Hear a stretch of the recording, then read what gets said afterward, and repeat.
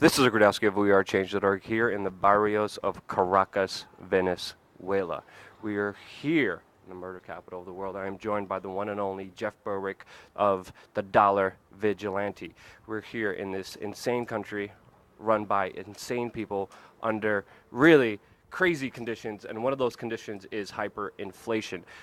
The currency here has been devalued 93% within the last 2 years alone. And Jeff, before telling us what's happening here, show us how much money do we even have here? We're rich, bitches. This is about $60. Every stack is about $10, and that actually has been going down by about 100%, 100 to 300% per month now. So this is $10 now. It will be in about that's $5. The bigger stacks are 10. Next month it'll be $5. The month after that'll be $2, and it's deep hyperinflation here. Now, the government is obviously overprinting a lot of its money, devaluing the value and worth of it. And you said that they're blaming a website because of this? Yeah, it's pretty hilarious. All hyperinflations are caused by central banks printing too much money, but all central banks always say it was never them. It was some other reason. If you look back through hyperinflation with the Weimar Republic, for example, it was the bankers and the economists, even when they'd printed 1,000,000 times the money supply in a couple years, said it was because there just wasn't enough money in the economy still. They had to do it, or the economy was causing problems. The money wasn't moving around fast enough. So the reason here is the exact same reason as every other time. The government spent way too much. So this goes back to Chavez, who, when oil started going up in price, they had a lot of money. This is a very oil-based economy here in Venezuela. Then they nationalized it, and then they spent a ton of it and stole a lot of it. Chavez's daughter, I believe, is worth $20 billion now. I don't know where she made that money other than it was all stolen. So they spent most of the money, and then now the oil prices started to go down. So now, in order to keep spending a lot of the money, and a lot of these go to really building little shacks like we are here, like they help build poor people some really crappy shacks. That's where it goes to, and then they don't have any money to pay for it, so they keep printing and printing, and now it's gone into printing so much that the value. We are at the restaurant, and they change the prices on the menu every week. Yeah. I mean, we're just seeing huge, insane lines for basic necessities because the government has set price controls on things like toilet paper so poor people could afford them, but the companies can't actually import them, can't actually produce them for the cost because they inflated the currency so much. And the black market, of course, is thriving, and you could just meet anyone here in Venezuela, give them a couple dollars, and they give you pretty much all of this. And you have to walk around with just shopping bags full of money to buy just basic necessities, which is just utterly insane. And obviously, crime is also a huge issue here in Venezuela. But most importantly, I want to talk to you about what's happening in the United States, because you just showed me a sneak peek of your video. It's really, really well done, really well done. Just an amazing video. The link to it is going to be in the description below. But you talk about a lot of the things that are happening in the United States.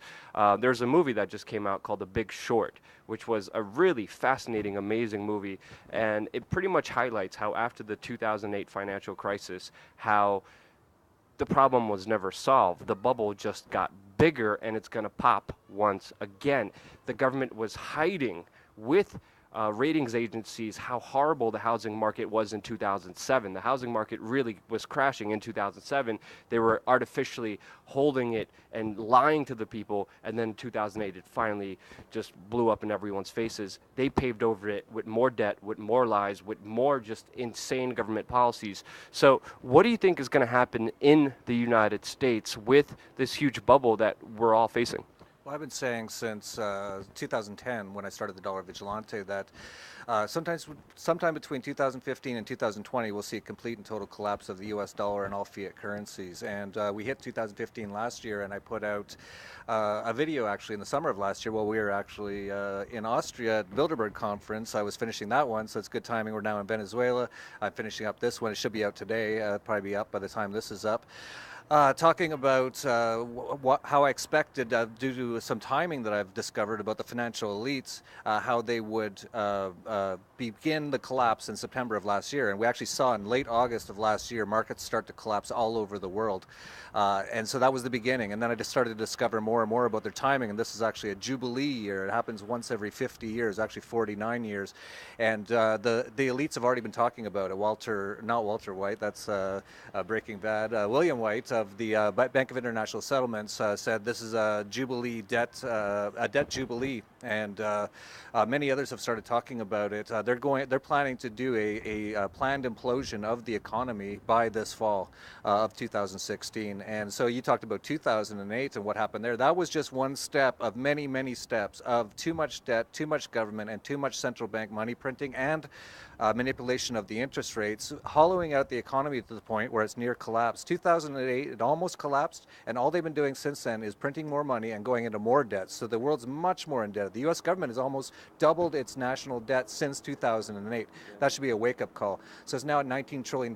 So if they allowed interest rates to rise, that's why we're headed towards 0% and negative interest rates, because if they allowed it to rise to its natural level and it reached around 10%, for example, at $19 trillion, that'd be almost $2 trillion per year in interest payments alone, which is the entire tax extortion base of the U.S. government. Yeah. Thank you so much for your information, Jeff. I really definitely appreciate it. Here in Venezuela, we're seeing the effects of just insane government policy and banking policy come to fruition.